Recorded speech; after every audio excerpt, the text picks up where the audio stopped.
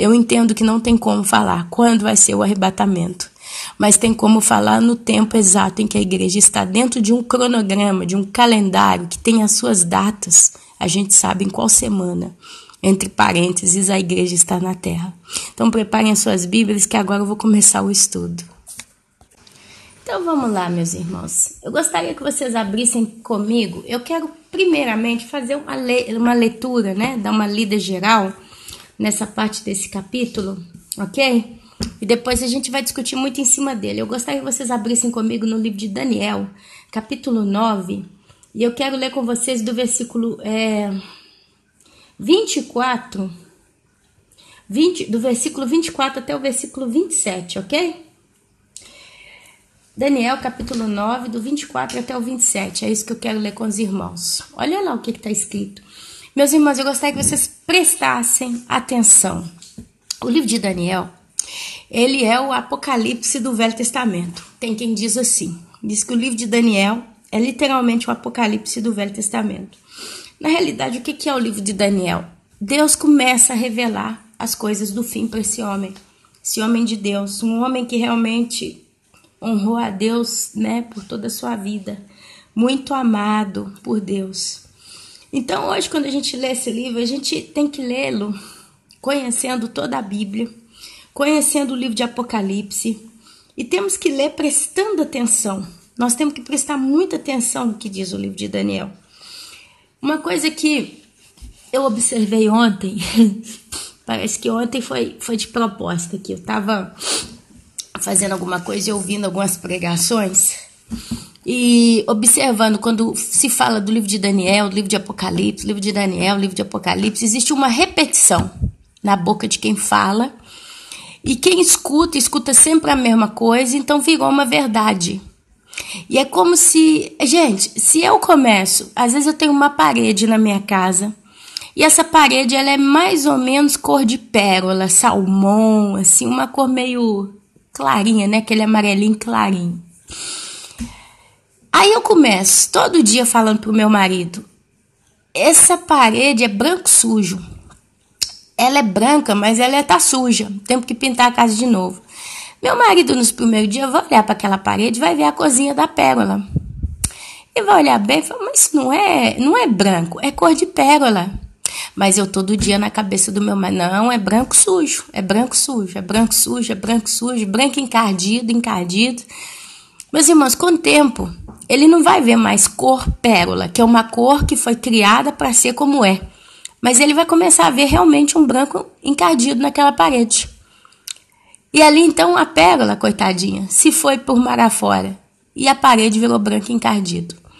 Então você pode falar o que você quiser, né? Qualquer outro pode aparecer e falar, não é cor branco encardido, é pérola. Aonde ele for, ele não vai ver mais a cor pérola, ele só vai ver branco encardido. Por quê? Porque uma coisa, quando ela é muito repetida, ela vira vício. E o próprio cérebro da pessoa não consegue mais assimilar o detalhe ou os detalhes daquilo que está sendo falado. E é ali que muita gente começa a escorregar e começa a duplicar uma coisa que não é, ok? Então, o que acontece? Se eu começo a ler o livro de Daniel, o livro de Apocalipse e tantas outras coisas mais, mas eu leio com calma e eu presto bem atenção no que eu estou lendo, meus olhos vão se abrir. Mas se eu ficar com uma espécie de véu na frente, uma sombra, eu não vou conseguir enxergar aquilo como é. Então, abram a mente, com calma, escutem o que está sendo lido. Às vezes a gente lê a Bíblia, você só ouve aquilo ali rápido, você nem sabe o que está sendo dito. Você precisa aprender a ouvir com calma, a escutar exatamente o que está sendo falado, ok? Então leiam comigo aqui Daniel, capítulo 9, do versículo 24 em diante. Vai terminar o capítulo 9 aqui. Um anjo Gabriel, ele desceu para falar com Daniel, que estava orando. Daniel é uma pessoa que orava muito, muito mesmo. E nenhuma dessas orações, nenhum desses momentos, Daniel fazendo seus questionamentos a Deus, etc e tal, Gabriel vem e traz para ele instruções. E a instrução que ele trouxe para Daniel, ele fala o seguinte, vede, Daniel, agora saí para te fazer entender o sentido. No princípio das tuas súplicas saiu a ordem, e eu vim para te declarar, porque és muito amado. Considera, pois, a coisa e entende a visão. Quer dizer, Daniel teve uma visão, e então o anjo agora começa a explicar. Daniel teve várias visões, teve vários sonhos, né?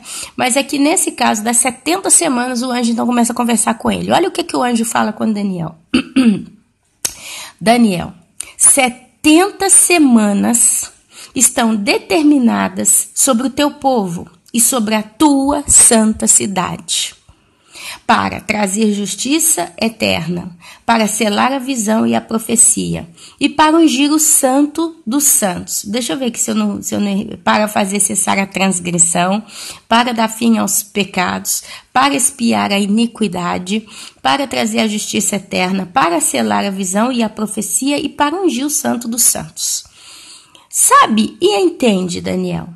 Desde a saída da ordem para restaurar e para edificar Jerusalém, até ao ungido com U maiúsculo, ao príncipe P maiúsculo, 7 semanas e 62 semanas, as praças e as circunvalações se reedificarão, mas em tempos angustiosos.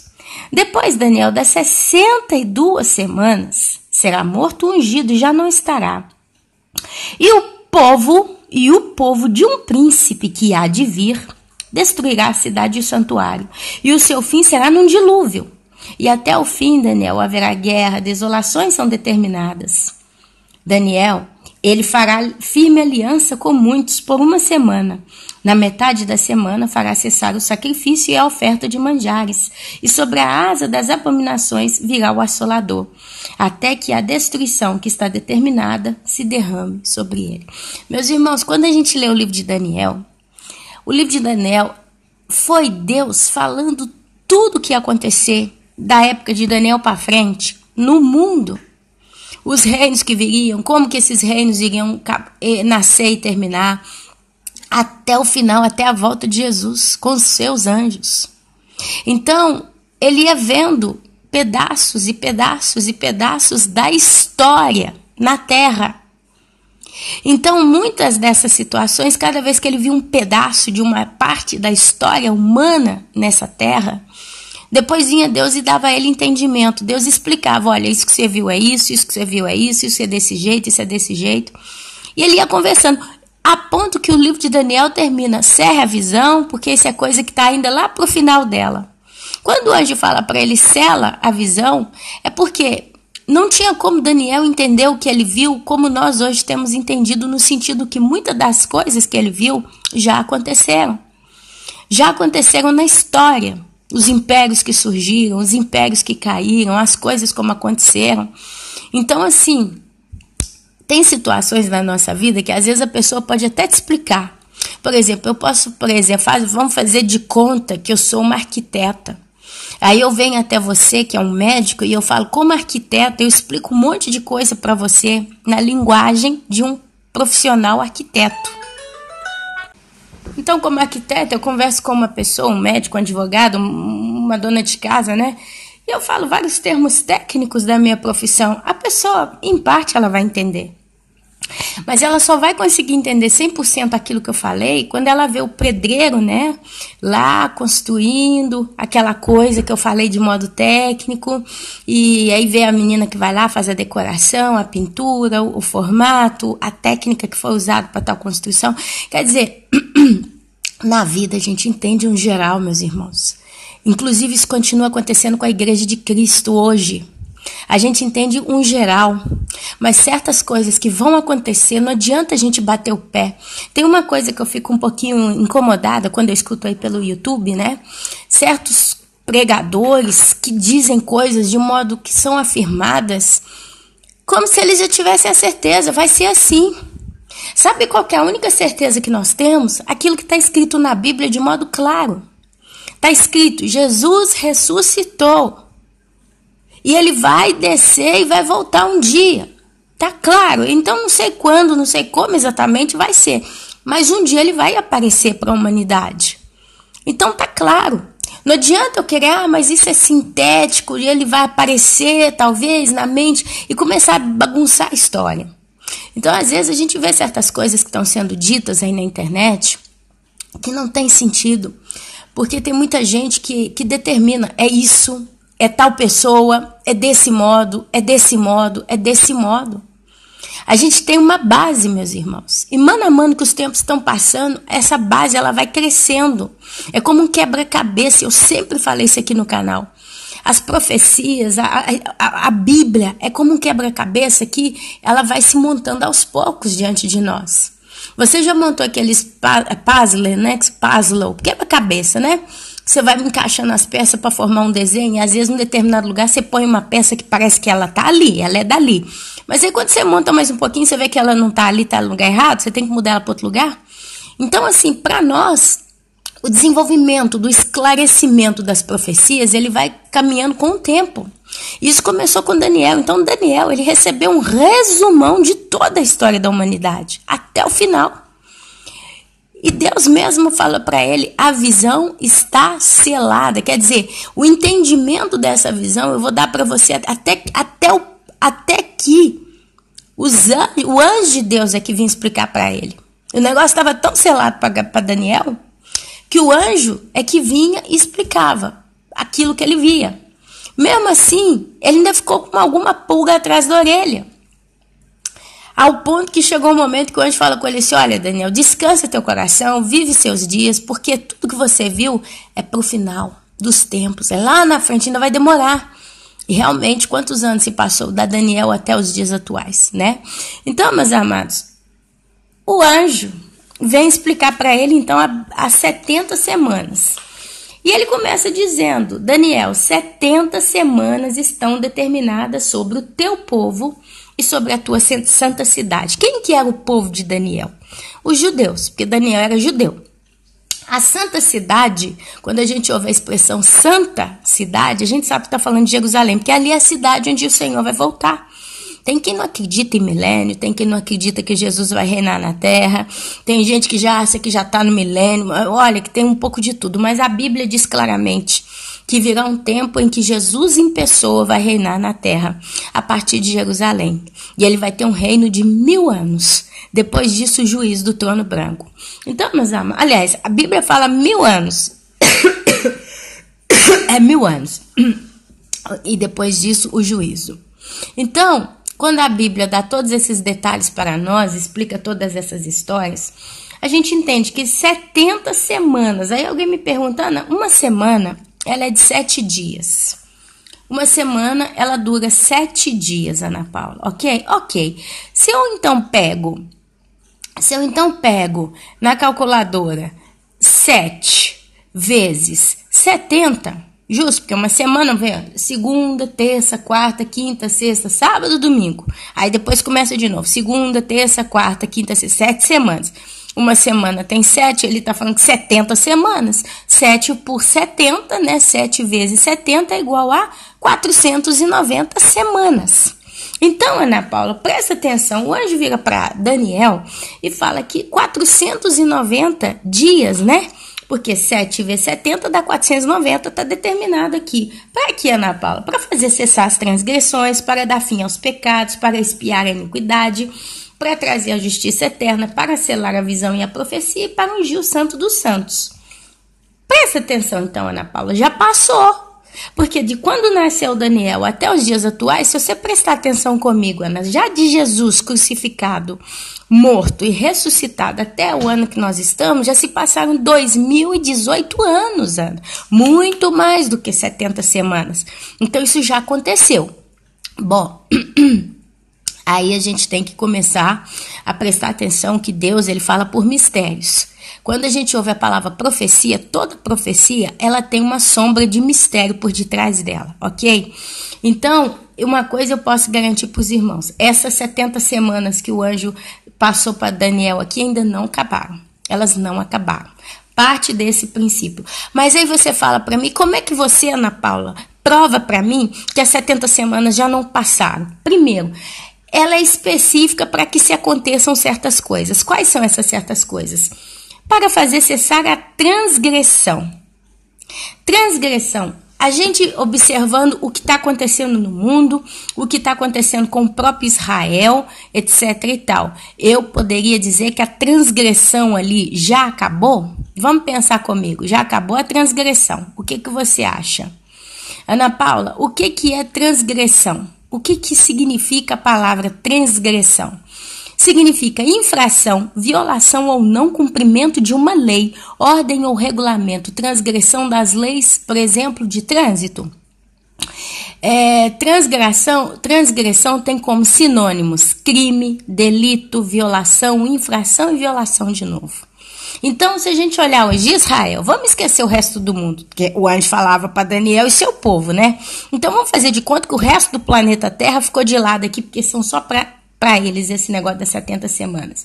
Lá em Israel, os crimes acabaram, os delitos acabaram, as violações acabaram, as infrações acabaram. No mundo normal de Israel, tem algum judeu matando judeu no mundo?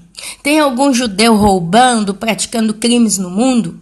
Tem algum judeu violando outro judeu ou outra pessoa qualquer no mundo? Vocês acham que lá em Israel não tem multa de trânsito?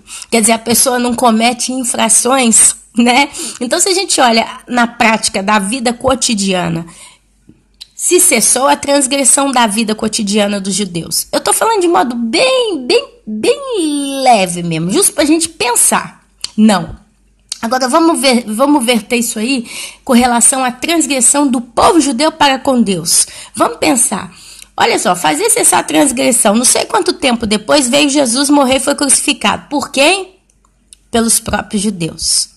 E se a gente hoje conversa com alguns judeus, muitos deles acreditam ou não em Jesus Cristo, Filho de Deus? Não. Yeshua, né? Não. Eles não aceitam. Eles todos? Não, pelo amor de Deus. Existe um grupo de pessoas sempre na igreja dos judeus. Tem a parte da igreja de Cristo judaica. Quando a gente for arrebatado, vai ter judeu subindo no arrebatamento. E não é pouco não, vai ter muitos judeus sendo arrebatados. Mas os primeiros judeus, os próprios apóstolos de Cristo, todos eram judeus, ou praticamente todos. Ok? Mas a transgressão, o que é transgredir? É crime, é delito, é violação, é infração. Acabou deles para com Deus? Não, meus amados. Jesus chegou a dizer, eu vim em nome, acho que do meu pai, né? Perdão. Eu vim em nome do meu pai, eu vim no meu nome, eu não lembro aqui a passagem. Vocês não me aceitaram. Mas quando vier um outro, num outro nome, é um negócio assim, vocês vão aceitar e vão ficar felizes. Isso é crime, é delito. Quer dizer, eles vão aceitar um que não é o filho verdadeiro do Deus vivo. E Jesus falou isso. Jesus também chegou a falar sobre o monte. Oh, Jerusalém, Jerusalém, quantas vezes eu quis te ajuntar, assim como a galinha junta os seus pintinhos, seus ovos, sei lá.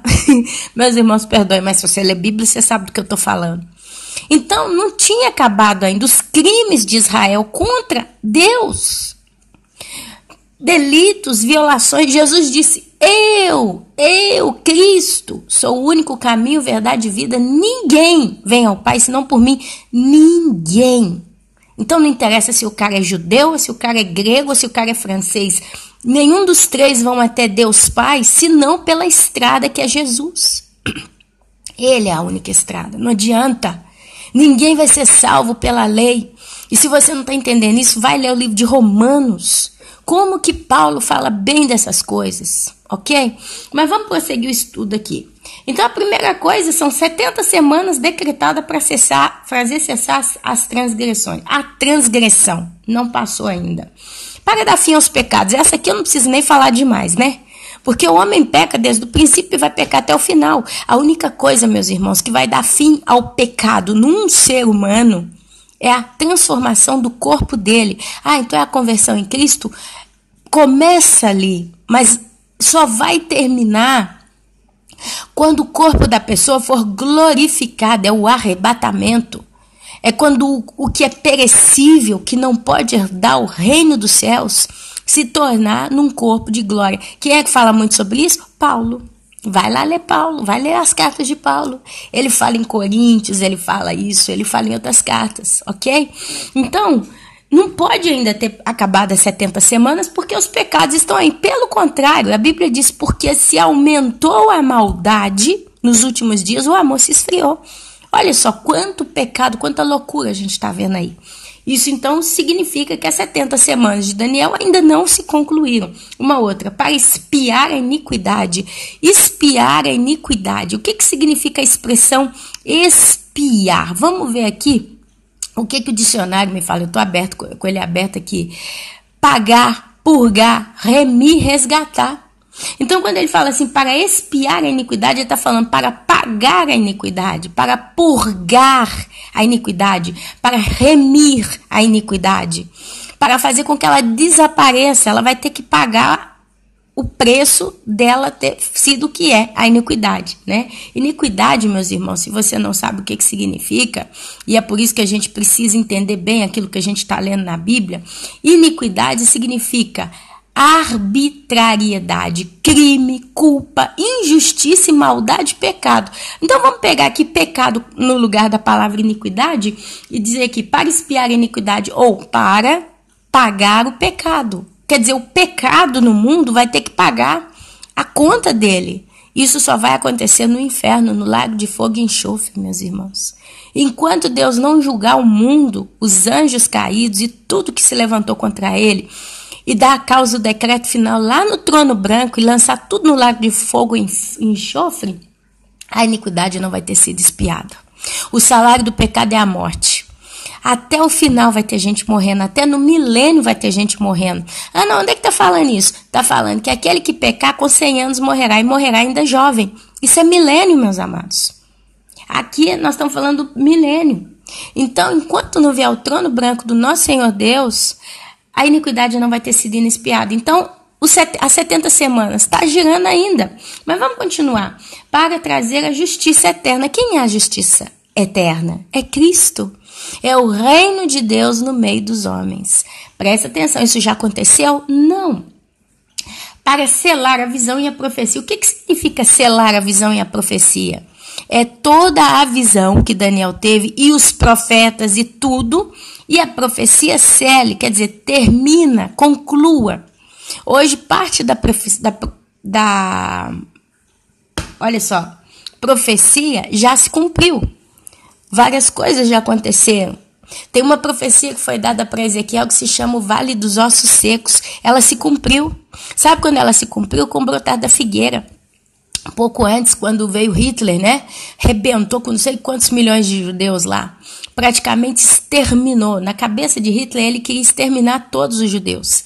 Só escapou. Gente, se você olhar os filmes, se você olhar os documentários, as reportagens, a gente entende que só escapou de Hitler. Quem conseguiu fugir, meus irmãos? Tem história de navios cheios de judeus que foram para os Estados Unidos, ancoraram lá.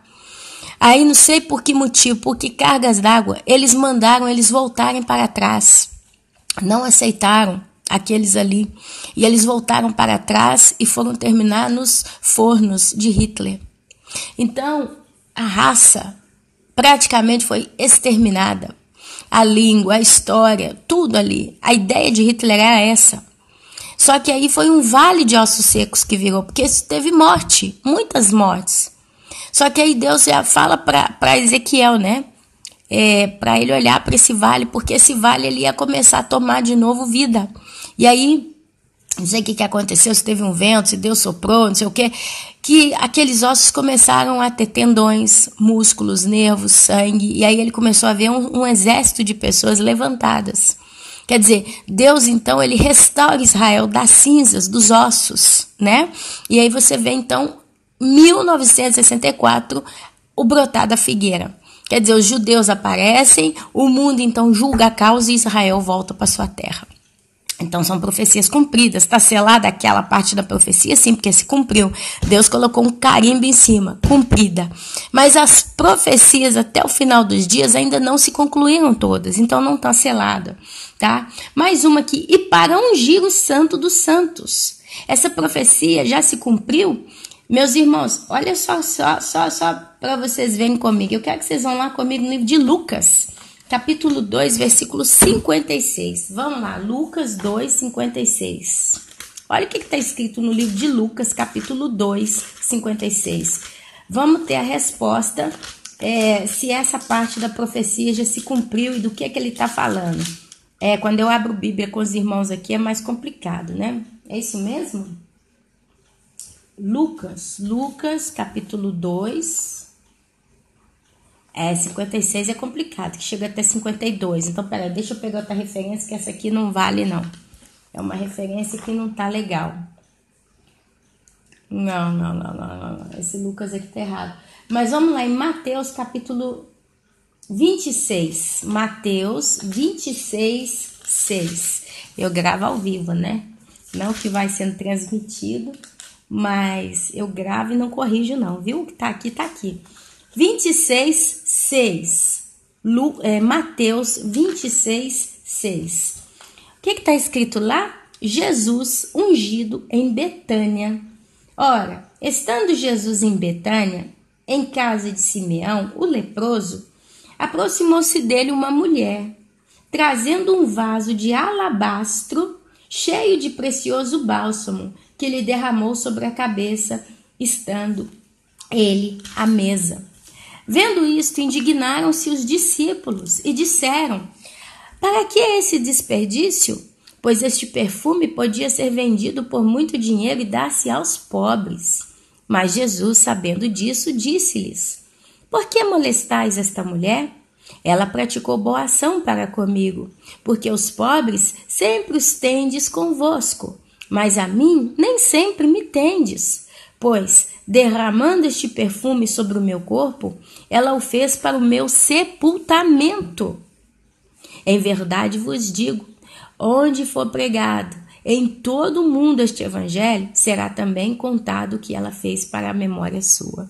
Meus irmãos, para que está lá 70 semanas de Daniel? E para ungir os santos, o santo dos santos, Jesus. E a gente teve o cumprimento dessa parte. Aí você fala, pois ungir o santo dos santos foi a última dos pedidos ali da semana, né? E por que a última já foi feita e as outras não? Porque tudo é dado em profecia. Aí você vira para mim indignado ou indignado e fala assim, mana, mas por que Deus complica tanto? Não seria mais fácil ele falar tudo ao pé da letra, tudo seguido, tudo corretamente na sequência? Ia ser mais simples, talvez o mundo, né? As pessoas se converteriam mais facilmente, qualquer pessoa que lesse a Bíblia entenderia e etc e tal. Meus irmãos, eu tenho que dizer um negócio para vocês. Deus, ele gosta de quem estuda. Deus, ele gosta daquele ou daquela que busca de todo o coração entender a palavra. Então, quando você lê a Bíblia, você é obrigado a pensar. Porque se você não pensa, você não vai chegar muito longe. O deleite de Deus é ver você estudando isso, mastigando, sabe? Pesquisando, olhando cada palavra, olhando. Esse é o prazer do nosso Deus. Então, se eu não faço assim, eu não vou entender. Eu posso dizer que eu, Ana Paula, hoje tenho uma visão muito clara no livro de Daniel, no livro de Apocalipse e outros livros. Mas é por causa disso. Eu fiquei, há 2 dias atrás aqui, 2 horas só mastigando esse pedaço da Bíblia, 70 semanas de Daniel, do versículo 24 até o 27 do capítulo 9. Então as coisas começam a brotar, a palavra se torna viva, você vai verdadeiramente crescendo, tá? Então, eu entendo aqui, pelo que eu tô falando, que as 70 semanas ainda não foram encerradas. Mas aí você fala para mim, Ana, mas as igrejas já falaram isso, você gastou mais de meia hora para explicar uma coisa que qualquer pastor faz. Qualquer pastor vai virar para você, Ana Paula, e vai dizer que a 70 semanas de Daniel ela vai ser concluída quando Jesus voltar, botar o pé na terra. A segunda vinda de Jesus ali vai se encerrar. Será? Será? Meus irmãos, um dos itens que se fala que você vai ter que terminar pelas 70 semanas é dar fim aos pecados. A gente está muito acostumado a pensar só no pecado dos judeus. Mas a Bíblia diz que sim, os judeus, quando Jesus voltar, eles vão ser um povo redimido totalmente. Está em Zacarias. Mas dá fim aos pecados. Será que é só dos judeus? Bom, são perguntas que ficam, né? Mas se vai trazer a justiça eterna, a justiça eterna vai ser não só Cristo no meio dos homens, Deus no meio dos homens, mas os próprios homens praticando a justiça para sempre, não pecando mais. E isso posso limitar só aos judeus? Mas vamos nos acontentar com o final das 70 semanas, quando Jesus voltar na segunda vinda, que aqui senão eu vou começar a puxar muito, né, a polêmica. Mas olha só, desde a saída da ordem para restaurar e para edificação, de Jerusalém até ungido ao príncipe, 7 semanas e 62 semanas, as praças e as circunvalações reedificarão, mas em tempos angustiosos. Agora vamos substituir algumas palavras aqui por coisas mais atualizadas. Desde a saída da ordem para restaurar e para edificar Jerusalém, até ao ungido Jesus, ao príncipe Yeshua HaMashiach Jesus Cristo, 7 semanas e, olha um i pequenininho aí, 62 semanas. As praças e as circunvalações se reedificarão. Ó, se reedificará é porque alguém vai lá e vai destruir tudo, né? Mas em tempos, e a gente entende que quando a gente vê tempos na Bíblia, a gente converte isso em anos. Então, toda vez que a Bíblia fala de tempo, tempos e tempos, ela está falando de anos. Esses anos podem estender até por séculos, né? Angustiosos. Aí ele continua. Aí primeiro ele fala de 70 semanas. Vai estar tudo encaixado lá dentro. Agora ele começa a destrinchar o tempo das 70 semanas. Aí ele fala 7 semanas e 62 semanas. As praças e circunvalações serão reedificadas, mas em tempos angustiosos. Depois disso, né, ele continua. Depois das 62 semanas, será morto ungido, Jesus, e já não estará. Tem quem diz que de Jesus para Daniel se passaram 490 anos e tem como comprovar isso. Eu não fui pesquisar o pé da letra, tá? Eu, Ana Paula, não fui pesquisar. Se você sabe, viu nos estudos aí, ok. Mas não interessa. Independente de qualquer coisa, se a gente quer saber que realmente passou 60... E quantos foram esses anos de 62 semanas? Ou qual foi o marco exato que foi a chamada saída da ordem, e eu não pesquisei isso, basta você contar no tempo de trás para frente, não, de frente para trás, quer dizer, você pega Jesus ungido, quando a gente leu ali Mateus capítulo 26, né, e regride 62 semanas até encontrar quando saiu a ordem. Ali você vai entender quando foi o tal decreto, qual foi o rei que deu o decreto de saída da ordem, mas isso não interessa para nós, por incrível que pareça, isso não interessa para nós. Porque isso aqui é já passado. Esse período todo aqui já se cumpriu. Até o ungido, as 62 semanas de Daniel já se cumpriram. Independente do que aconteceu, já se cumpriram. Mas ele continua. E um povo de um príncipe que há de vir destruirá a cidade e o santuário. E o seu fim será num dilúvio. Ana Paula, onde é que eu posso encontrar isso aqui para entender se já aconteceu ou não? Basta você vir comigo aqui no livro de Mateus, capítulo 24, versículo 1 e 2. Mateus 24, 1 e 2. Olha só, deixa eu encontrar aqui. Tendo Jesus saído do templo, ia se retirando, quando se aproximaram dele os seus discípulos para lhe mostrar as construções do templo. Então o templo existia aqui, Jesus estava vivo, o templo estava construído, né? E os discípulos queriam mostrar para Jesus as construções do templo, as maravilhas que estavam ali. Jesus vira e fala para ele o seguinte: ele, porém, lhes disse: não vedes tudo isso? Em verdade, eu, Jesus, vos digo que não ficará aqui pedra sobre pedra que não seja derribada. É um povo de um príncipe que há de vir, destruirá a cidade e o santuário, e o seu fim será num dilúvio. Meus irmãos, presta atenção. Quem é que veio em Jerusalém depois que Cristo morreu e arrebentou com tudo? Alguém saberia me dizer? Eu posso te dar a resposta. Um general romano que se chamava Tito Flávio Vespasiano. Era Páscoa. As pessoas, os judeus, eles estavam todos indo concentrados a Jerusalém para celebrar a festa.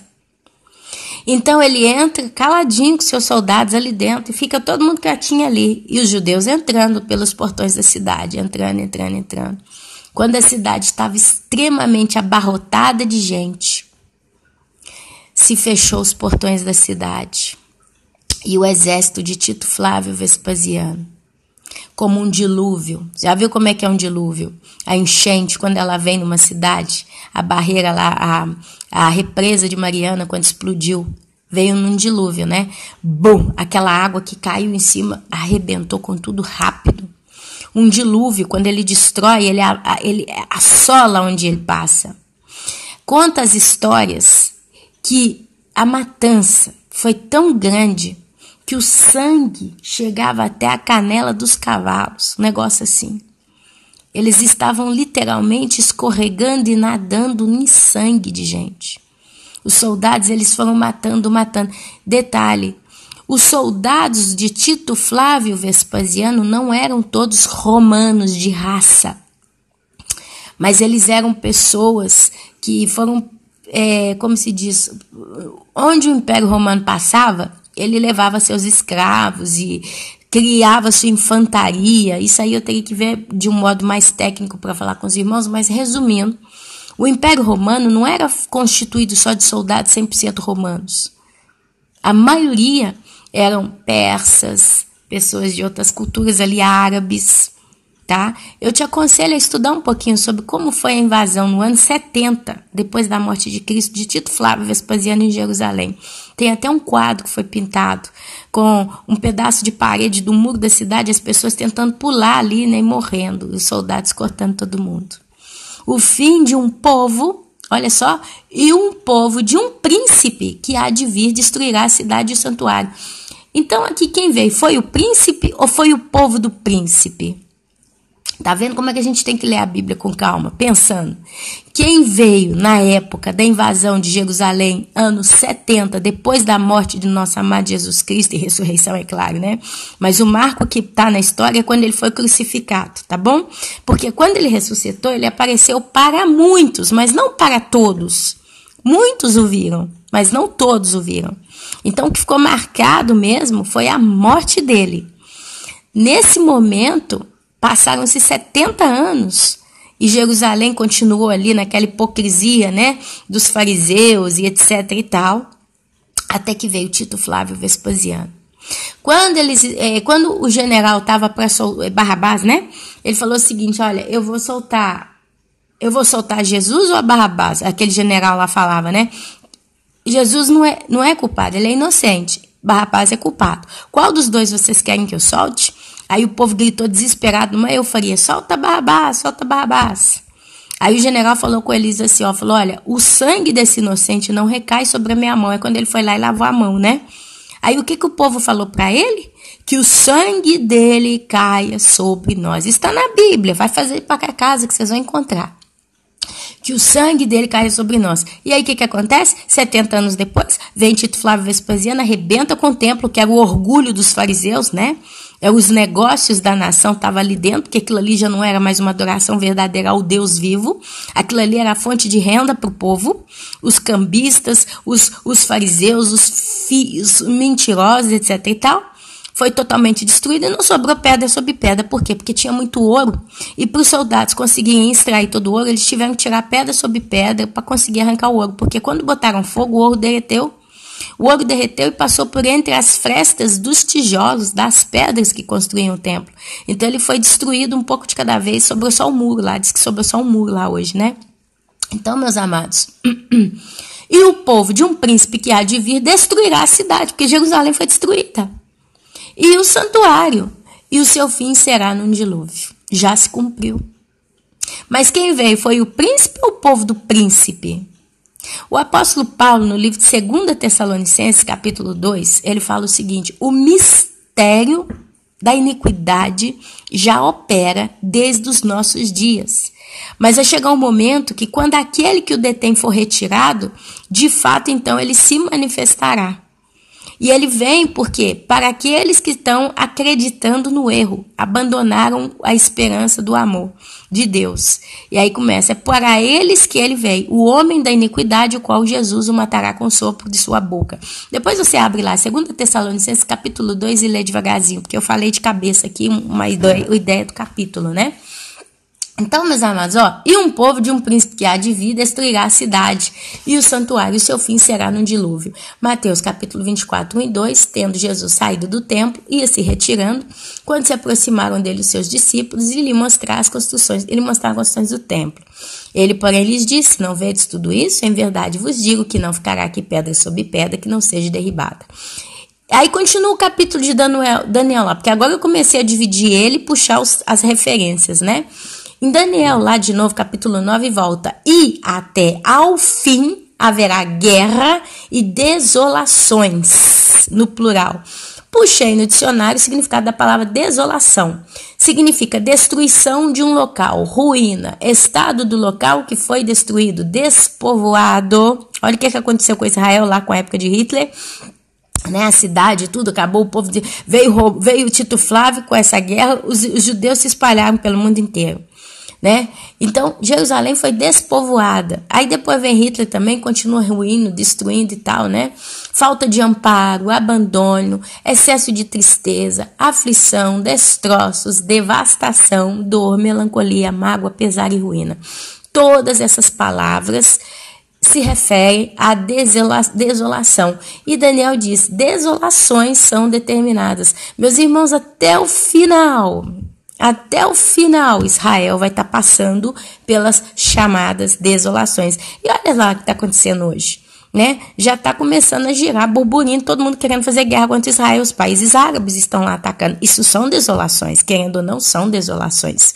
A cidade foi reedificada, mas em tempos angustiosos. Agora falta reedificar o último dos templos, o terceiro templo, porque ele vai ser edificado, porque senão, como que o anticristo vai querer rasgar o pacto por uma semana, cessar o sacrifício? O sacrifício de que coisa se não tiver um lugar para se fazer o sacrifício? Né? Desolações são determinadas. Aí continua Daniel. Desolações são determinadas. Ele fará firme aliança com muitos por uma semana. Olha aí uma semana que faltava também. Na metade da semana, fará cessar o sacrifício e a oferta de manjares. Tem que ter um templo para que isso aconteça. Judeu não faz nem sacrifício, nem oferta de manjar em qualquer lugar. Eles querem um templo. E a prova disso é que hoje eles estão lá já prontos para construir o templo. Mas continua. Daniel, capítulo 8, do 23 ao 25, está escrito o seguinte: levantar-se-á um rei de feroz catadura, aparência, né? Especialista em intrigas. Grande é o seu poder, mas não na sua própria força. Causará estupendas destruições, prosperará e fará o que lhe aprouver. Destruirá os poderosos e o povo santo. Apocalipse, capítulo 12, o finalzinho do capítulo fala do povo santo. E também pelos judeus. Por sua astúcia nos seus empreendimentos, fará prosperar o engano. No seu coração se engrandecerá. E destruirá muitos que vivem despreocupadamente. O anticristo vai destruir a muitos que vivem despreocupadamente. Eu poderia dizer aqueles que não vigiam, né? Levantar-se-á contra o príncipe dos príncipes, P maiúsculo, Jesus, mas será quebrado sem o esforço de mãos humanas. Presta atenção, gente, o anjo fala para Daniel 70 semanas. Aí ele fala da saída da ordem até o ungido, né? Até quando Jesus é ungido. Aí você vai lá pro livro de Mateus, capítulo 26, está lá o momento que ele é ungido, cumpre a profecia de Daniel, né? Para ungir o santo dos santos. E aí você continua lendo, ele começa a falar: depois de 62 semanas será morto e já não estará. Aí ele fala: e um povo que há de vir vai destruir a cidade, seu fim será no dilúvio. Isso aconteceu 70 anos depois. É a continuação, né? E até o fim haverá guerra, desolações. Aí no finalzinho ele fala para lá: e fará firma ali. Levanta-se um rei de feroz catadura e intrigas. Aí ele já fala da vinda do anticristo. Apocalipse, meus irmãos, capítulo 13. Presta atenção que eu vou dizer um negócio rápido aqui. Capítulo 13 de Apocalipse fala de duas bestas. A besta que surge do mar e a besta que surge da terra. Eu não vou entrar nesse estudo porque tá aí no canal, para quem quiser ver, tá muito bem feito, muito bem destrinchado, provado biblicamente tudo que está sendo dito. Mas eu falo rapidinho aqui: a besta que surge do mar é a besta imperial, é o império da besta. Esse império, como Deus, ele terá a chamada besta que surge do mar, a qual se fará inclusive uma imagem dela para ser adorada. O que vai ser adorado, então, é o império da besta e a força que rege com este império. Se você ler, você vai ver lá em 2 Tessalonicenses, e todos adoraram o dragão porque deu a sua força, o seu poder e o seu trono para a besta. Ok? Quem vai ser adorado é Satanás. No Apocalipse capítulo 13, quem vai ser adorado é o próprio Satanás, porque ele copia a Deus. Hoje, o cristão adora? O cristão adora Jesus? Ou ele adora a Deus, o Pai? Basta você buscar a resposta no Novo Testamento, quando Jesus ensina o povo quem o povo tinha que adorar. E ele fala, o Pai, o Pai, o Pai. Eu vim em nome do meu Pai. Adorem ao Pai, peçam ao Pai. A oração que vocês têm que fazer ao Pai. Aí ele vem com o Padre Nosso, que estás no céu.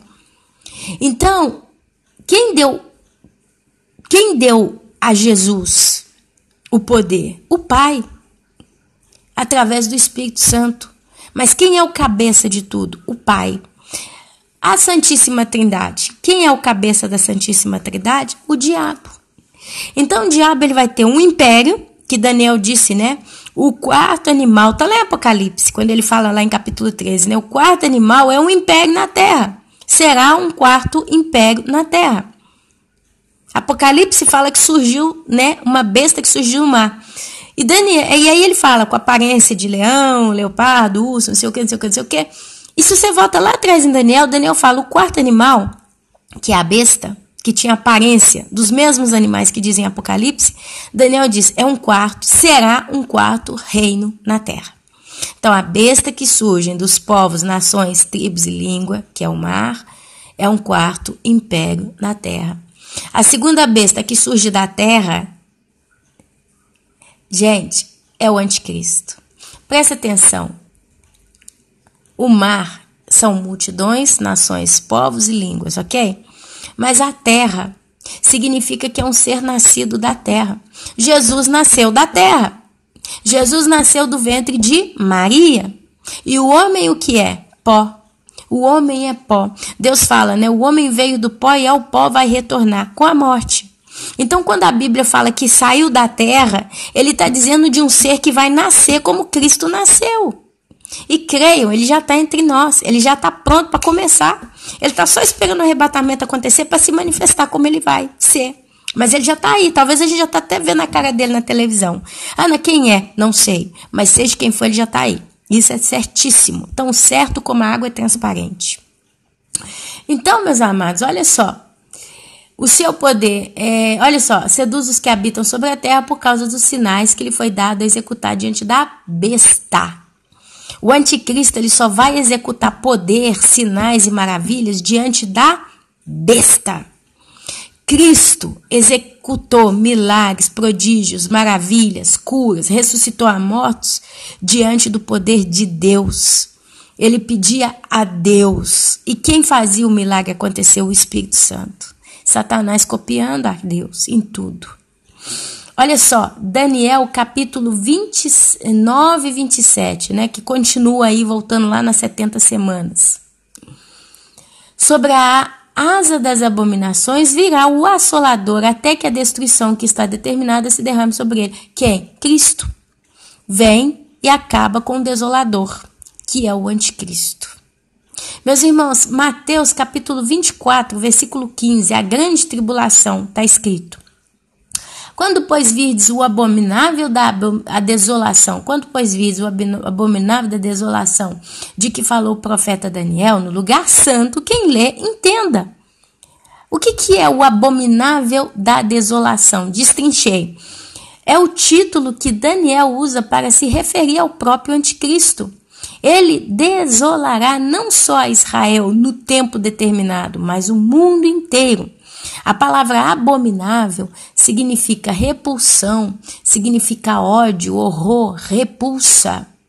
O diabo veio para matar, roubar e destruir.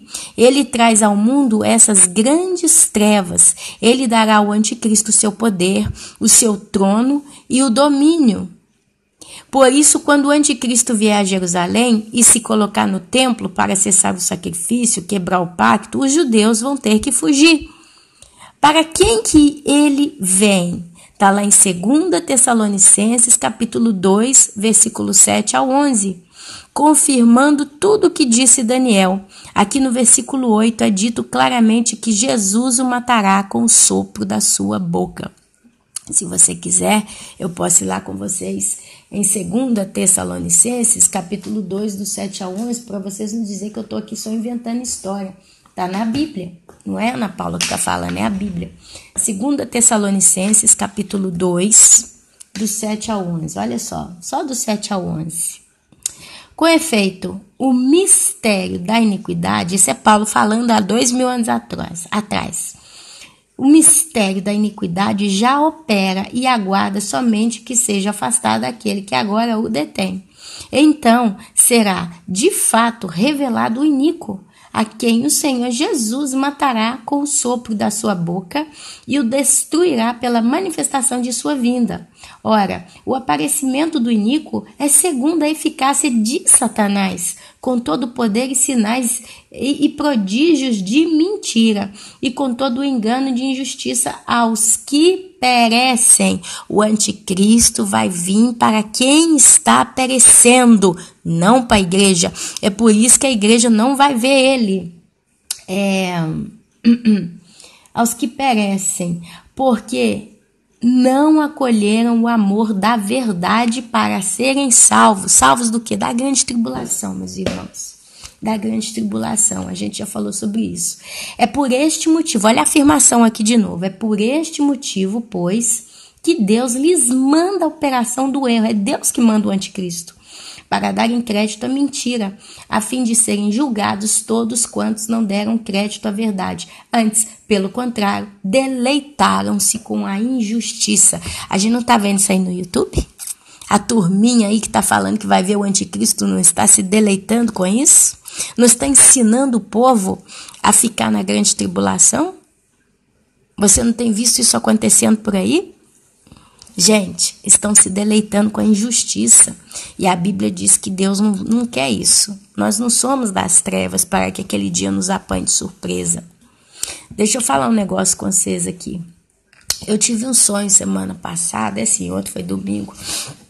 Eu tive um sonho semana passada. Eu sonhei que eu estava numa cidade. Era de tardezinha, o tempo estava começando a ficar escuro. E aí, eu tinha que ir num auditório. Naquele auditório, eles iriam ler o Pacto de Paz. Aí, meninos, eu peguei aquele genro de Donald Trump, Jared Kushner, e fui caminhando com ele. Ele com os papéis na mão, fui caminhando com ele. E aí chegou na porta do auditório e estava cheio de jornalista, muita gente de terno e gravata, você vê que é gente importante, todo mundo ali esperando ele. E ele entra, separa de mim. A gente caminhou junto, como dois amiguinhos, né? Caminhamos tranquilo ali, um do lado do outro. Eu estava caminhando com ele, porque eu estava indo para o mesmo lugar que ele estava indo. E ele estava caminhando comigo, porque o caminho que eu estava caminhando era aquele para o auditório. Justo para ser claro aqui, para quem, senão os irmãos vão bater em mim, né? Eu sou a igreja de Cristo, eu faço parte da igreja. Que pacto eu tenho com as trevas? Nenhum. Mas no sonho a gente caminhava junto. A estrada, né? O trajeto era o mesmo. E era um caminho muito curto, viu? Não é que a gente caminhou de carro, caminhou de isca. Não. É tipo assim, é como se você descesse uma rua, um quarteirão. Uma coisa muito pouca no sonho. E esse pouco me deu a entender que realmente está muito perto. Era aquele Jared Kushner. Às vezes você fala assim, então você está falando que ele é o anticristo? No sonho, ele era a pessoa que ia ler o Pacto de Paz entre Palestina e Israel. E tinha a imprensa em peso do mundo inteiro lá esperando. Só que ele entra, e aí o meu marido me bloqueou na porta. Na hora que eu estava para pôr o pé no degrauzinho, né, que subia para o lado do auditório, meu marido entrou na frente. Aí eu falava para ele assim, ai Pepe, deixa eu entrar, que ele vai ler agora o acordo. Eu só falava assim, ele vai ler o acordo, ele vai ler o acordo, ele vai ler o acordo. Meu marido abriu até o braço assim para não passar e falava assim, e a porta era bem curtinha, viu? Não era uma porta larga não, viu? Porta estreita, né? Meu marido abriu o braço, não, você não vai entrar não. Eu falei, não, deixa eu entrar, ele vai ler, eu tô esperando, eu quero ler, eu quero saber o que ele vai falar. E meu marido virou para mim no sonho e falou assim, mas ele não vai falar nada. Ele não vai falar nada. Não adianta você entrar, nada vai ser falado ali. Em palavras curtas, seja o que for dito, não vai dar em nada, né? Pelo menos aqui. Ou então ele não falaria mesmo. Ele ia simplesmente ficar ali em frente dos microfones e no sonho eu vi de Greta que ele parou naquele espécie de púlpito, né? Num lugarzinho mais alto, com uma mesinha para ele pôr o papel em cima, o microfone na frente. E realmente ele parou e ficou ali, olhando pro povo. Como se ele estivesse esperando a hora para poder falar. E o meu marido batia o pé comigo na porta e dizia, ele não vai falar nada. Ele não vai falar. Ele não vai abrir a boca, não vai falar. E ali acabou o sonho. Meus irmãos, você vai falar assim, mas o anticristo é Jared Kushner, Ana Paula. Hoje, ele é um grande candidato para ser anticristo. Se você pesquisar um pouco sobre ele, você vai ver. É o que mais está fazendo alvoroço aí sobre acordo de paz. Donald Trump se referiu a ele dizendo assim, se ele não conseguir, não vai conseguir, ninguém vai conseguir. Entre outras coisas, tá? Ele está agora fazendo um giro das cidades árabes, dos países árabes, para tentar fazer isso, né? E provavelmente quem será o anticristo, ele vai dar mentira para esse povo aceitar o plano de paz. Alguma coisa, porque ele fala mentira. A Bíblia diz que ele é estrategista, ele é muito inteligente em ilusão. Então ele vai oferecer coisas para todos que fizerem pacto com ele que ele não vai poder cumprir. Mas ele vai ser tão persuasivo, ele vai ser tão especialista em intrigas. Olha aí, a palavra é intriga. É criar guerra, né? Por debaixo dos panos, que ele vai conseguir sucesso em tudo que ele fizer. Então, meus amados, se é esse rapaz, eu não sei dizer. E eu não estou aqui para dizer. Porque quando eu caminhei com ele, naquele caminho curto, significa que hoje, nos tempos que nós estamos vivendo, literalmente a igreja está caminhando lado a lado com o anticristo. Mas em que sentido? Pactuando com ele? Não. Nós estamos debaixo do mesmo tempo e espaço. É como se você estivesse numa estrada com um carro a 120 km por hora, numa estrada, e aquele carro está caminhando, e do lado direito tem uma linha de trem. Se você olhar pela janela do seu carro, tem um trem caminhando com você também a 120 km por hora. Ele está indo no trilho dele, e você está indo na sua estrada, mas vocês estão caminhando juntos naquele trato, naquele pedaço de estrada. É claro que vai chegar um momento que cada um tem o seu destino final. O trem, ele vai para um lugar e você vai para outro na sua estrada. São estradas diferentes. Mas dentro de um determinado espaço de tempo, vocês estão caminhando lado a lado. A igreja hoje está na terra, mas o anticristo já está na terra. A igreja caminha naquela parte quando a Bíblia fala assim, continue o justo sendo mais justo, se santificando mais, e continue o ímpio sendo cada dia mais sujo, pecando mais, se sujando ainda mais. Está escrito na Bíblia. Só que os dois estão na mesma estrada de tempo. Pela primeira vez na história da humanidade, eu acredito, pelo que a gente está vendo aí fora, que o anticristo ele já está vivo. Ele já cresceu, já não é mais uma criança. E ele já está operando. Ele só vai ter que tomar posse. É o que fala o apóstolo Paulo em 2 Tessalonicenses. Que quando aquele que o detém for retirado, de fato ele vai se manifestar. Por que no sonho ele não abria a boca? E meu marido estava me impedindo de eu entrar dentro para assistir. Primeiro porque a igreja não vai ver o dia que o pacto de paz do anticristo for declarado à terra. Porque assim, 2 Tessalonicenses diz que somente quando aquele que o detém for afastado, de fato ele se manifestará, significa que manifestar é o quê? Abrir a boca, é agir, é mostrar que ele está ali no poder. Então, que aquele que o detém for retirado, ele se manifesta. É como se no sonho, que meu marido, além dele dizer para mim para eu não entrar, que ele não ia falar nada, no sonho eu via que a intenção do meu marido era da gente ir embora dali. Ele queria sair dali comigo. Fico até feliz dele estar nesse sonho, mais um sonho que eu vejo ele sempre do lado da luz. Então eu tenho uma paz no meu coração que o meu esposo vai subir até no arrebatamento. Tadinho, ele merece, é uma bênção de pessoa. Ele carrega água na peneira por mim e pelos nossos filhos. Não sabe o que fazer de bênção para nós. E é uma pessoa muito humilde de coração. Orem pela salvação do meu marido, para Deus concluir a obra que ele começou na vida dele. Porque realmente é uma bênção de pessoa. Muito manso, muita gente boa. Enfim. E o anticristo, né? No caso ali, o Géride, que estava ali dentro, ele simplesmente estava esperando para abrir a boca. Mas ele não abria a boca. Gente, se ele abrisse a boca lá, aonde eu estava na porta, eu ia escutar. Só que meu marido simplesmente já estava decidido. Ele falava, ele não vai falar. Ele não vai dizer nada. Eu não vou aqui falar que meu marido poderia representar Jesus no sonho, porque se fosse Jesus, o próprio Jesus apareceria ali naquela porta segurando, né, eu para não entrar. Mas quem é o cabeça da esposa? O marido. E quem é o cabeça da família? Cristo. Maridos, amais as vossas esposas, assim como Cristo amou a sua igreja. Marido é o cabeça da mulher, assim como Cristo é o cabeça da igreja. E Deus Pai, o cabeça de Cristo, de tudo, né? Então, você vê a simbologia no sonho, sabe? As autoridades ali, as significâncias. Então, meus amados, o trato que a gente caminhou, eu e ele, lado a lado, era muito curto, muito rápido. A gente saiu de um lugar e já estava lá. Ele entrou para dentro do auditório, porque ele seguiu a estrada dele. O mundo estava esperando, aquele tanto de gente representava uma multidão, o mundo inteiro. Você via a imprensa mundial, líderes mundiais, todo mundo ali esperando.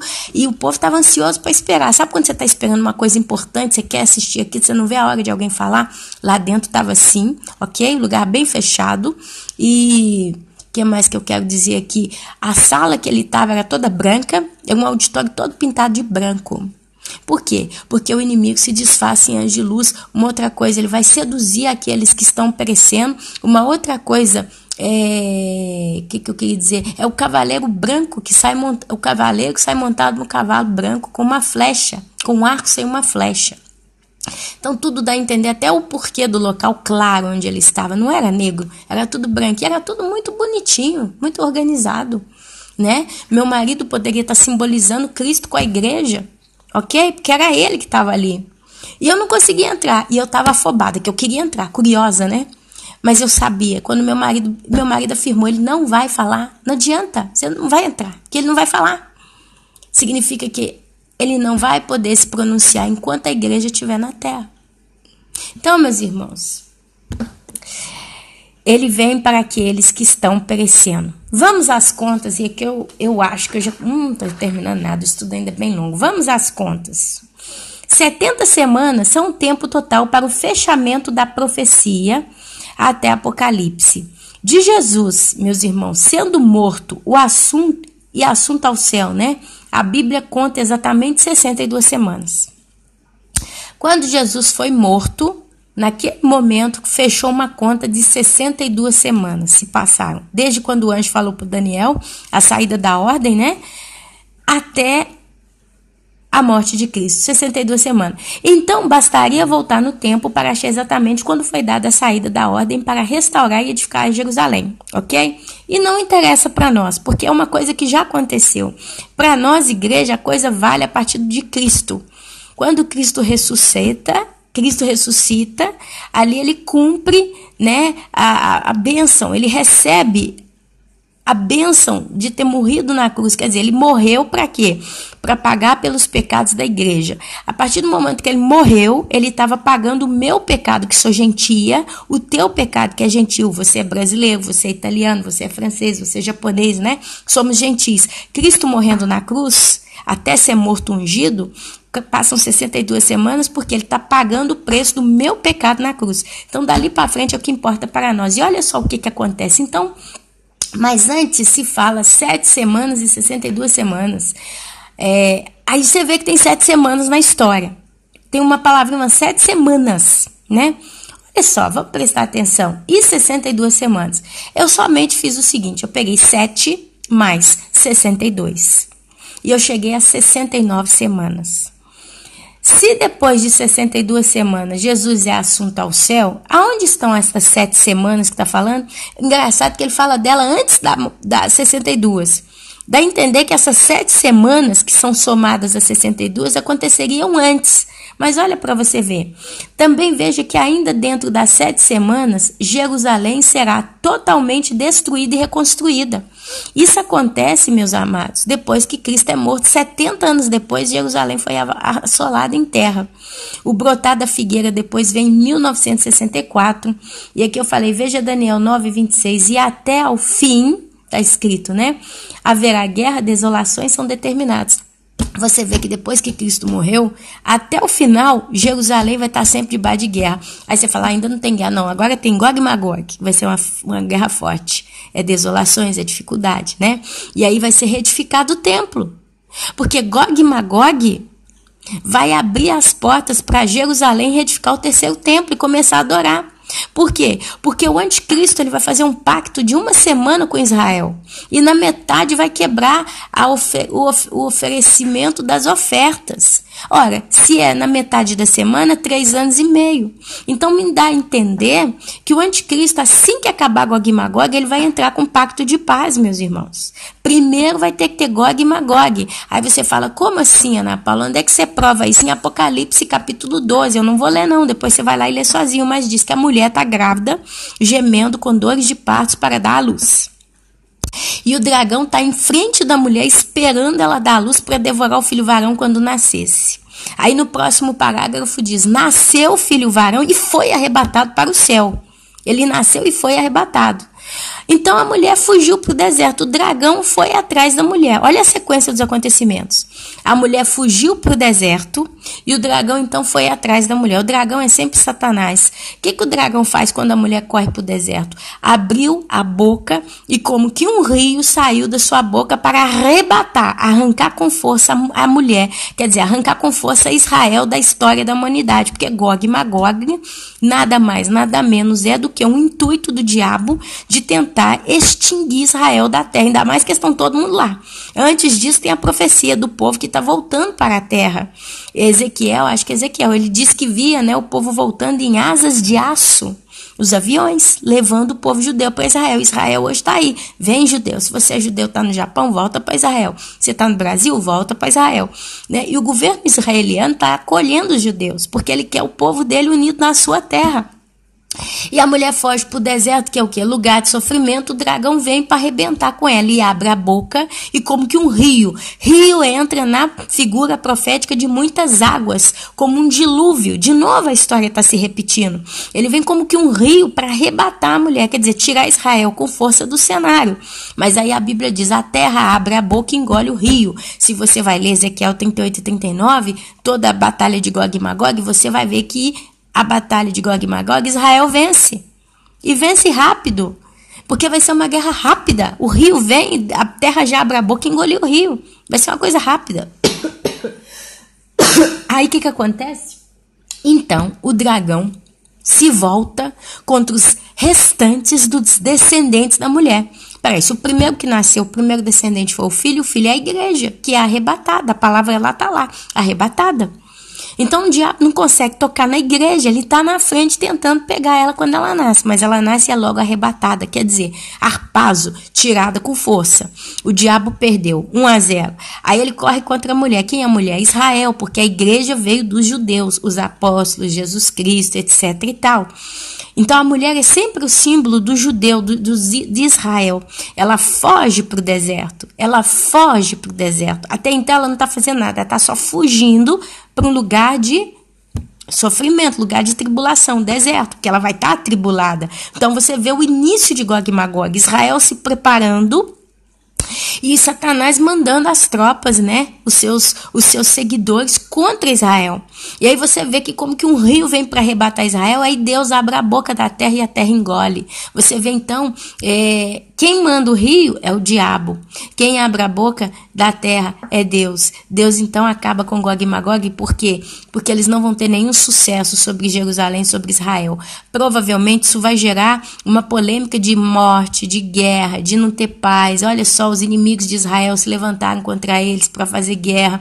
Israel venceu a guerra. Agora a gente precisa consertar isso tudo. Vamos trazer paz e segurança para Israel. Vamos assinar um acordo. Vamos dar para os judeus o que eles merecem. Eles querem a terra deles, eles querem fazer o templo deles. Olha para vocês verem as nações que se levantaram contra essa nação tão pequenininha que é Israel. Finalmente nós entendemos que Israel é dono da sua terra. Deixa eles viverem em paz. E aí então se assina um pacto com muitos. Daniel diz que o anticristo faz aliança com muitos por uma semana. Porque para fazer paz com Israel, não adianta ele assinar só um contrato de paz com a nação judaica Israel. Ele tem que assinar várias alianças com várias nações. Vocês vão se render ou não? Vamos, então vamos assinar um contrato aqui. Mas por uma semana, quer dizer, o anticristo ele vai simplesmente propor 7 anos de paz. Provavelmente ele vai vir com a conversa tipo assim, gente, aconteceu muita bagunça, vamos fazer o seguinte, vamos fazer um contrato de 7 anos pra gente ver se vai dar certo? Vamos fazer? E ali ele vai entrar com as suas mentiras, com as suas ilusões. A Bíblia diz que ele é mestre em intrigas. Provavelmente ele vai dizer algo do gênero, olha, vamos deixar Israel fazer o que ele quer, falando pro inimigo, né? Vai chegar lá com carinha de anjo, mas fala como um monstro. Entre as cortinas, atrás delas, pode ser que ele vai virar estrategista e falar, olha, deixa eles fazerem um acordo. Eu vou resolver o problema com Israel. E a você, eu te prometo que se eles não cumprirem como eu digo, depois você vai lá e pode fazer o que você quiser. Mas vamos fazer um acordo de pausa, de paz por 7 anos. E ele vai falar coisas, intrigas, mestre em intrigas, que ele vai conseguir persuadir todos esses líderes. E eles vão assinar esse acordo. O que vai ser dado, prometido, eu acredito que a guerra vai ser o basta para estabelecer essa chamada paz de 7 anos. E aí depois, na metade da semana, ele vai lá e rasga, porque ele vai querer ser adorado como Deus, ele vai entrar para ser adorado como Deus. E aí você vai lá para Mateus capítulo 24, né? Quando começa a falar, quando vocês virem o abominável da desolação de que falou o profeta Daniel no lugar santo, quem lê entenda. Então os que estiverem na Judéia não voltem para pegar a sua capa. Não sei se é isso. Aquele que estiver em cima do teto não desça para pegar sua capa. Ai das mulheres grávidas e das que estiverem amamentando, orem para que a sua fuga não seja no inverno, nem no sábado. Está falando para judeu. Porque o negócio dele vai ser sentar no templo ali para ser adorado. Ele vai encerrar com as ofertas de manjar. Porque ele vai dizer, se vocês não querem me adorar, vocês não vão poder adorar mais nada aqui dentro. E ali então você vai ver a preparação, 3 anos e meio para frente, a preparação do cenário para o Armagedon. Mas vamos continuar. Ai, o brotar da figueira e até o fim haverá guerra. A igreja e o seu tempo na terra está dentro destas 7 semanas, que está logo depois da 62ª semana. Cumpriu as 62 semanas. Jesus foi morto e crucificado, entrou as 7 semanas que Daniel profetizou. Então, essas 7 semanas, elas vão fechar 69. Então, hoje nós estamos dentro do tempo profético de 7 semanas que o anjo falou ali para Daniel. A igreja, ela está dentro do 7. E 7 é o número da perfeição. É o número, Deus faz o 7 porque é o número do perfeito. 7 candelabros, 7 espíritos, 7 igrejas, 7 lá, 7 dias para arrumar. A igreja e o seu tempo na terra está dentro destas 7 semanas. A igreja nasceu depois que Cristo foi assunto ao céu, depois que ele foi crucificado, ele pagou o preço do nosso pecado. Israel também brotou muito tempo depois. Ela brotou em 1964 com Oswaldo Aranha. Eu, Ana Paula, meus irmãos, eu chamo esse tempo entre as 62 semanas e o entrar das 7 e o transcorrer das 7 como um tempo chamado hiato. Um tempo de hiato, ok? Hiato, meus irmãos, é um tempo de Deus. Por isso que não sabemos exatamente nem o dia nem a hora, mas hoje posso dizer que pelo menos sabemos com exatidão a semana. E, amados, ele está acabando, tá? Então, olha só, vamos continuar. Então, 62 mais 7 igual a 69 semanas estão transcorrendo. Então, meus amados e queridos, as 70 semanas de Daniel é as 70 semanas que o anjo trouxe profecia para Daniel. Mas a igreja está dentro das 70 semanas. Os gentios estão compresos dentro das 70 semanas de Daniel. É Deus mostrando tudo para Daniel. Resumido, Daniel capítulo 9, 26 começa falando que quem vai vir e destruir a cidade e o santuário, onde seu fim será num dilúvio, a guerra que faz Tito Flávio Vespasiano, eu já expliquei, né? É o povo do príncipe que é divino, não príncipe, eu já falei também, né? Isso é provado em 2 Tessalonicenses, aí tem uma série de assuntos aqui que eu já conversei com os irmãos, somando um total de 69 semanas, mas Daniel 9, 24 declara que são 70 semanas para que tudo se cumpra. 70 menos 69, uma semana. Significa que falta uma semana, que é 7 anos, para que se cumpra as 70 semanas, ok? Mas vamos lá. Então é onde entendemos claramente que a última semana é a semana da tribulação, grande tribulação. Daniel 9, capítulo 27 diz, ele fará firme aliança com muitos por uma semana. Isto é, a 70ª semana. Amados irmãos, estamos transcorrendo a 69ª, semana 69. Este tempo não é de 7 anos ou de séculos. Veja que até o ungido dizem que se passaram 490 anos. Dizem que até o ungido se passaram 490 anos. Tem estudos aí que explicam isso na ponta do lápis, mas justo para os irmãos entenderem, né? Mais ou menos, né? Antes do nascimento de Jesus até... Olha só, se você for lá no livro de Neemias, capítulo 13, se passaram 420 anos antes que Cristo nascesse. Então, as 62 semanas são cotadas em séculos. Olha para vocês verem. As 62 semanas são cotadas em séculos. A última semana, por sua vez, é cotada em 7 anos. Somente 7 anos. E até agora nós estamos dentro da 69ª semana, já há 2019 anos. Quer dizer, essas 7 semanas que ele julgou junto com as 62, as 7 semanas já estão transcorrendo até agora 2019 anos, desde que Cristo morreu até agora. Por isso que o calendário que a gente usa fala avante Cristo e depois de Cristo. Avante Cristo quer dizer antes que Cristo nascesse. Depois de Cristo é depois que ele já nasceu e morreu. E nós estamos há 2019 anos, né, à frente desse tempo. A semana do brotar da figueira, o nascer da igreja, até agora, mais ou menos 2019 anos. A semana da tribulação e grande tribulação, a gente vê 7 anos. E ele fala tanto que é 7 anos, que ele entra em Apocalipse com 1260 dias, 42 semanas, né? Ele começa, 42 meses, me perdoe, 42 meses, que são exatamente 3 anos e meio. Ele usa muito esses termos, então a gente entende que a última semana, a 70ª, é verdadeiramente compresa de 7 anos.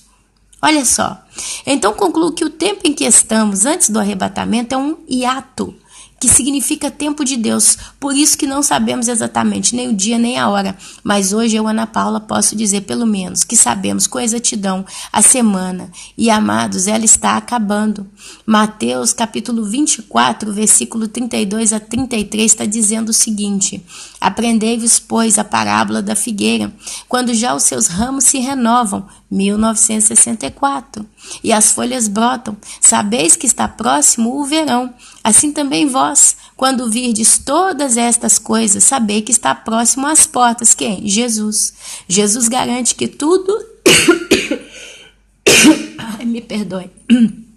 Que tudo acontecerá antes que passe por completa a geração do brotar da figueira.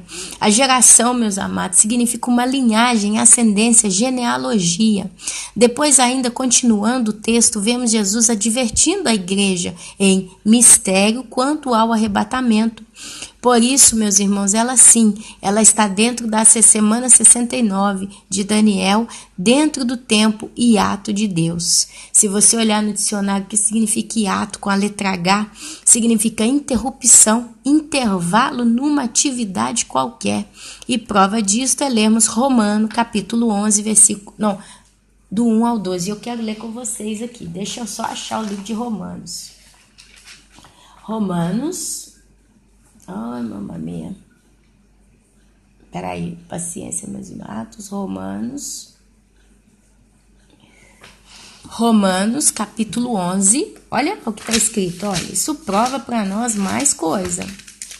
Romanos, capítulo 11, do versículo 1 ao 12. Olha o que Paulo escreveu. 1 ao 12. O futuro de Israel. Pergunto, isso é Paulo conversando com os romanos. Paulo começa. Eu, Paulo, pergunto, pois, terá Deus, porventura, rejeitado o seu povo? De modo nenhum. Quem é o povo de Deus? Israel. Porque eu também sou israelita, da descendência de Abraão, da tribo de Benjamim. Deus não rejeitou o seu povo, a quem de antemão conheceu. Ou não sabeis que a Escritura refere a respeito de Elias como insta perante de Deus contra Israel, dizendo: Senhor, mataram os teus profetas, arrastaram os teus altares, e só fiquei eu, e procuram me tirar a vida. Que ele disse, porém, a resposta de Deus? Reservei para mim 7.000 homens que não dobraram os seus joelhos diante de Baal. Assim, pois, também agora, no tempo de hoje, sobrevive um remanescente segundo a eleição da graça. E se é pela graça, já não é pelas obras. Do contrário, a graça já não é graça. A graça é Jesus, né? Que diremos, pois? O que Israel busca, isso não conseguiu, mas a eleição o alcançou. E os mais foram endurecidos, como está escrito. Deus lhes deu espírito de entorpecimento, olhos para não ver e ouvidos para não ouvir até o dia de hoje. Isso também está lá em Isaías, capítulo 29, versículo 10.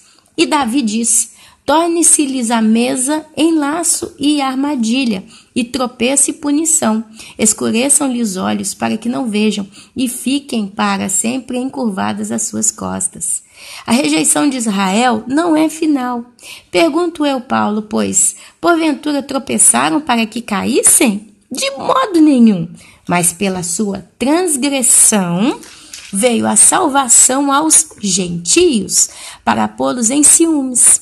Ora, se a transgressão deles redundou em riqueza para o mundo e o seu abatimento em riqueza para os gentios, quanto mais a sua plenitude?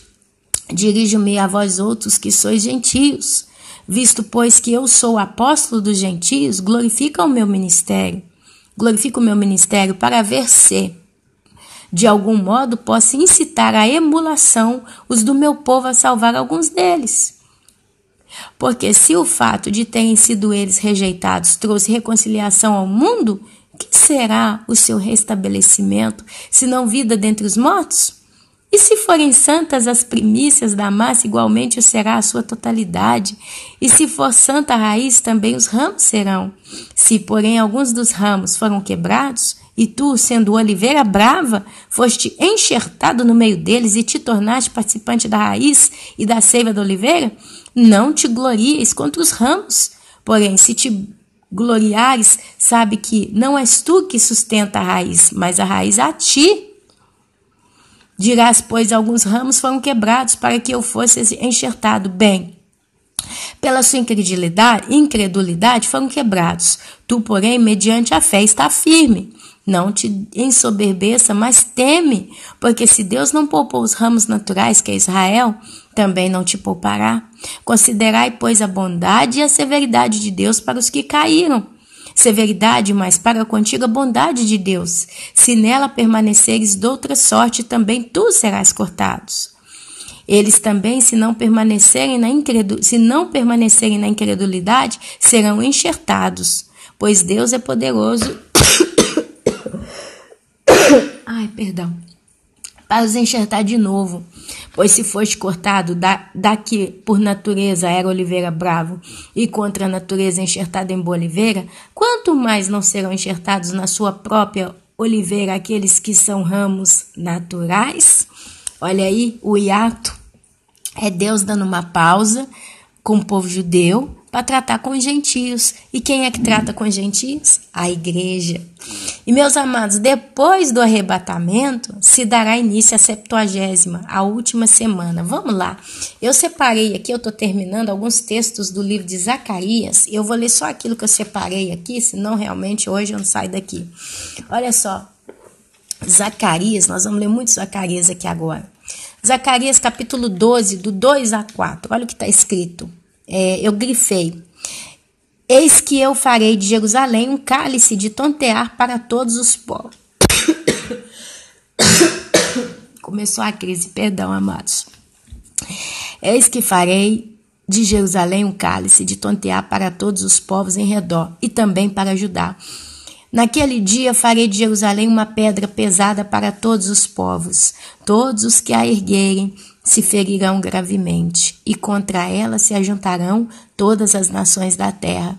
Naquele dia, diz o Senhor, ferirei de espanto a todos os cavalos e de loucura os que montam. Depois Zacarias 2, 10 a 12.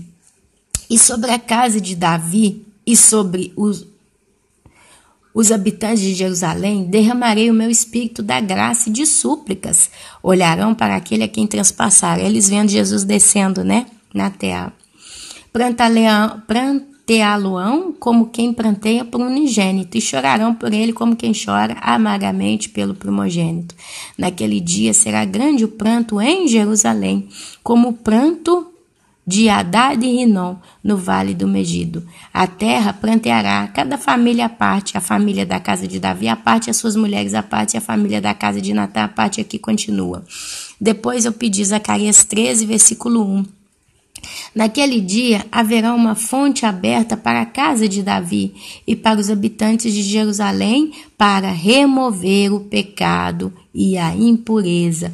Isso aí nos leva lá de novo em Daniel, capítulo 9, versículo 24, que está dizendo o seguinte, no versículo 24, para trazer justiça eterna, selar a visão, a profecia e para ungir os santos dos santos. O que ele fala? Naquele dia haverá uma fonte aberta para a casa de Davi e para os habitantes de Jerusalém, para remover o pecado e a impureza.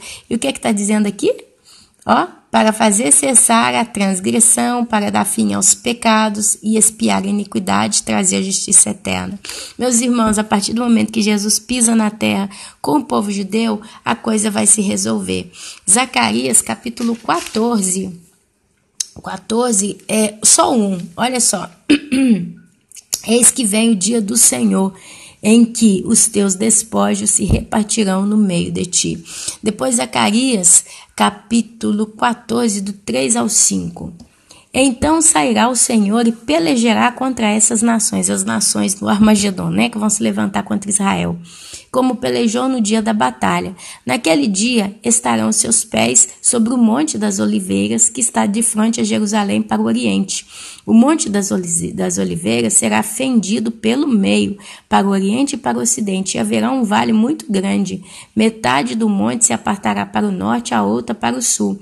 Fugireis pelo vale dos meus montes, porque o vale dos montes chegará até Azal. Sim, fugireis como fugistes do terremoto no dia de Uzias, rei de Judá. Então virá o Senhor, meu Deus, e todos os seus santos com ele. Olha aí a igreja descendo com Cristo para pelejar. Apocalipse, capítulo 19, versículo 13, bate com esse texto aqui que nós vimos de Daniel, capítulo 14, 3 a 5. Deixa eu chegar aqui. Apocalipse 19, 13. Só o 13, tá? Está vestido com um manto tinto de sangue. O seu nome se chama Verbo de Deus. E com o manto e o seguiam os exércitos que há no céu, montando cavalos brancos com vestiduras de linho finíssimo, branco e puro. Saí da sua boca uma espada afiada, para com ela ferir as nações, e ele mesmo as regerá com cetro de ferro. Presta atenção, vestidos de linho finíssimo, branco e puro. Sobe lá em Apocalipse, capítulo 19, versículo 8. Deixa eu pegar do 7. Alegremo-nos, exultemo-nos e demo-lhes a glória, porque são chegadas as bodas do Cordeiro, cuja esposa a si mesma já se ataviou, pois lhe foi dado vestir-se de linho finíssimo, resplandecente e puro. E quem é que desce com linho finíssimo, resplandecente e puro? E com um manto tinto de sangue, o seu nome chama Verbo de Deus. E seguiam nos exércitos que há no céu, montando cavalos brancos com vestidura de linho finíssimo, branco e puro. Meus irmãos, Zacarias 14, 19. Ai, deve ser terrível para vocês ouvir eu tossindo aqui. Ai, tá acabando. Zacarias 14, 9 está escrito: o Senhor será rei sobre toda a terra naquele dia. Um só será o Senhor, e um só será o seu nome. Isso bate com o quê? Com as 70 semanas de Daniel, quando ele fala para trazer a justiça eterna e para selar a visão. Meus irmãos, o Senhor será rei sobre toda a terra naquele dia. Um só será o Senhor e um só será o seu nome. Trazer a justiça eterna, Maranata. E assim, meus irmãos, eu acabei o estudo. Se você me perguntar, então, o que é o objetivo de você trazer esse estudo para nós, Ana Paula? Destrinchar 70 semanas de Daniel, provar para vocês que a igreja está incluída dentro desse tempo. A gente sabe por alto que é isso, mas a gente pensa só em judeu, quando a gente lembra da palavra 70 semanas. E entender que nós estamos dentro das 7 semanas, né, que estão aí ocorrentes logo depois do final da semana de número 62. Essas 7 semanas não são 7 por 7, 49 dias que dá, né? Se a gente for contar 7 semanas por 7, de 7 por 7, 49. Não são 49 dias, mas atualmente ela já está dentro de 2019 anos. Desde que Jesus foi morto. Então ela compreende um tempo chamado tempo hiato de Deus. É uma pausa que Deus deu com Israel, deixando eles lá com o coração duros, para que os gentios fossem salvos, para que o evangelho de Cristo fosse por todo o mundo. E a Bíblia fala, meus irmãos, da parábola daquele moço que foi encontrado machucado na estrada. E aí passou um judeu, não quis saber, passou um outro judeu, não quis saber.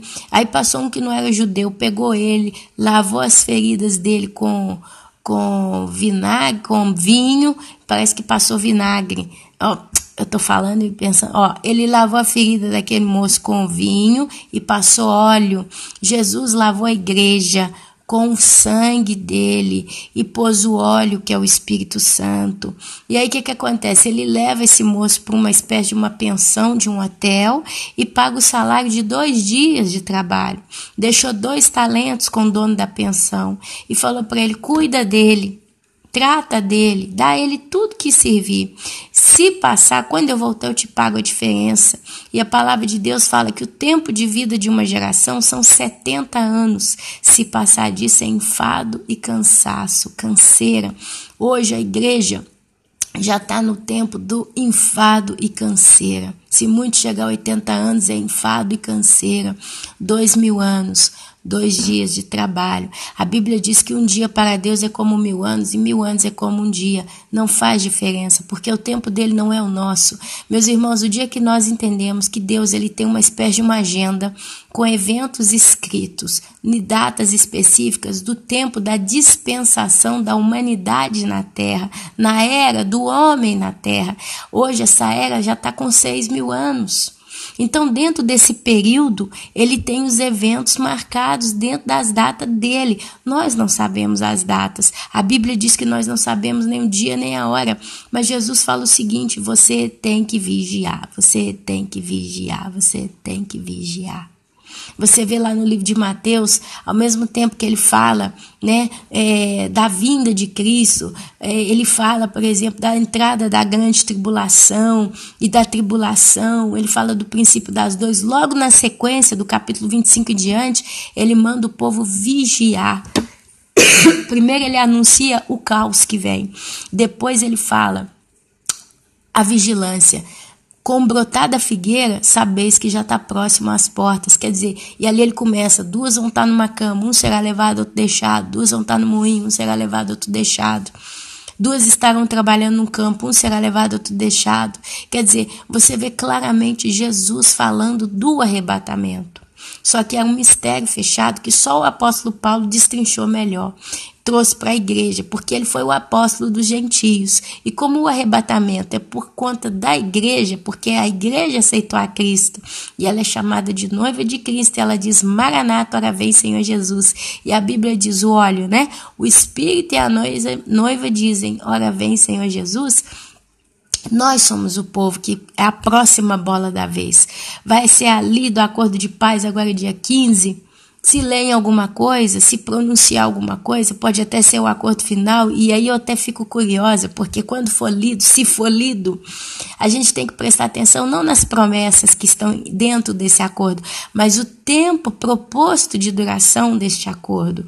Seja lá quem for ler e apresentar esse acordo, só será o acordo da Bíblia, profetizado por Daniel e Apocalipse, se ele tiver 7 anos de duração. Se esse acordo que foi lido agora dia 15 falar em 10 anos, 2 anos, 10 anos, 20 anos, não é o acordo bíblico, é um outro acordo qualquer, como muitos já foram apresentados em todo o tempo. Mas se esse acordo for dito 7 anos, provavelmente esse vai ser o acordo, não é o acordo do século, como eles dizem, né? Vai ser o acordo que vai definir a situação de toda a humanidade. Meus irmãos, mas como a igreja detém o anticristo de se manifestar e é ele que tem que dar esse acordo, provavelmente nós não vamos ficar sabendo nada aqui na terra. Pode ser então que a próxima bola da vez, e eu tenho isso muito forte no meu coração, é o arrebatamento. Por isso, mais do que nunca, lave as suas vestes. Eu hoje de manhã dei um passo para trazer paz na minha vida, liberando uma pessoa que me oprime sempre. E eu hoje estou dando esse passo. Eu precisaria fazer isso humanamente. Olha, meus irmãos, eu vou ser sincera, humanamente, quanto menos contato eu tenho com essa pessoa, melhor é. Já um bom dia, um boa tarde, um tchau, já é o suficiente para me trazer problema, como tem sido. Mas por amor ao meu Deus e por temor de acabar, quem sabe, né? E se isso for o suficiente para não me deixar ser arrebatada? Isso chama temor. É você sempre preferir fazer o que Deus gostaria que você fizesse. Viver em paz com todos, se possível. Não vai ser fácil. Vai ser um pé no saco, desculpa a expressão, mas essa é a verdade. Mas, meus amados irmãos, o arrebatamento está realmente muito perto. Vai ser essa Páscoa? Não sei. Mas eu sei que o tempo está passando e vai acontecer. Vai acontecer. Porque até agora tudo está se cumprindo. Por que o arrebatamento não vai ser a próxima bola da vez? Então, o que eu posso dizer aqui hoje é Maranata. Que você venha dizer Maranata e que você arrume a sua vida o máximo que você puder. Tenha a tua casa limpa, a tua casa em ordem, a tua casa justa. Porque o Senhor está vindo nos buscar. E eu não vejo, nós não vemos a hora que isso aconteça. Amém? E assim, meus queridos, eu me despeço com 2 horas de vídeo. Nós fizemos um belo estudo. Espero que vocês possam estudar isso com calma, ver os textos depois, todas as referências, e que o Senhor possa estar falando ao teu coração. 7 é o número da perfeição. 7 semanas é o tempo da igreja. É o tempo em que Deus está trabalhando para que a igreja se encontre perfeita, irrepreensível, quando ele vier nos buscar. A Bíblia diz que a obra que ele começou, ele vai terminar em nós. E eu creio nisso de todo o meu coração. O importante é que cada um de nós façamos a nossa parte. Amém? Meus queridos, um abraço. Eu vos saluto, né? Vos saúdo com a santa, gloriosa e poderosa Shalom do Senhor, que é a paz que excede todo entendimento. Vou dar uma sumida aqui do canal por uns 10 dias. Já disse por quê. Agora vem a Páscoa, a gente vai visitar familiares. Eu vou estar com o filho e o marido em casa todo dia, a gente vai estar nesse alvoroço aqui. Então eu vou dar uma sumida por uns próximos 10 dias, mais ou menos. Se eu voltar com o canal, se o Senhor não nos arrebatar antes, vamos ver o que ele traz, tá bom? Que o Senhor vos abençoe, vos dê graça, vos dê sabedoria, força e perseverança. Orem pela salvação das vossas famílias. Faça uma lista de nome, ora por todo mundo, ora, meus irmãos, não deixem de orar. É uma coisa que pode fazer diferença na vida deles, amém? E assim eu vos deixo um abraço. Eu vou cuidar da minha gripe, agora eu vou no médico para ver se ele me ajuda. E nesse meio tempo, vamos que vamos, né? Que o tempo tá acabando. Amém, amém e amém.